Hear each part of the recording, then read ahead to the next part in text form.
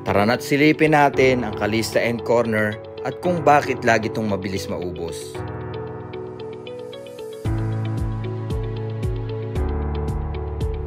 Unang pasok sa gate, maluwag.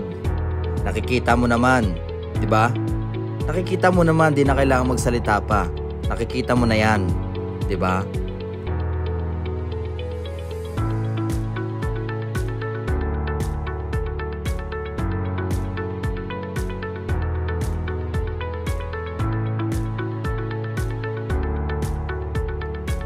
Pasok tayo sa loob. Unang bukas, maaliwalas. Disclaimer lang, ito po ay dress up unit lamang at hindi kasama yung mga gamit na nakikita nyo naman, di ba? Nakikita nyo na yan, di na kailangan magsalita pa. At yan ang ating toilet and bath. Binuksan yung pintuan papuntang service area. Akyat naman tayo sa taas gamit ang hagdan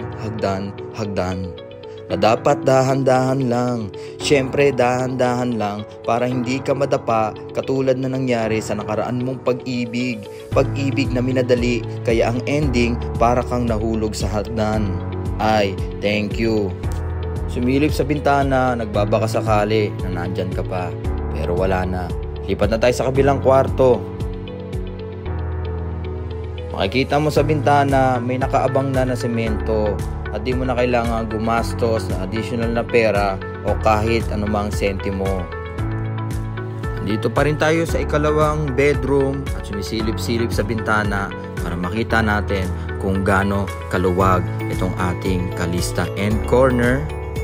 At bumaba na tayo paikot, sinilip na naman natin itong magandang interior design. At nainip na tayo kaya tayo ay lumabas.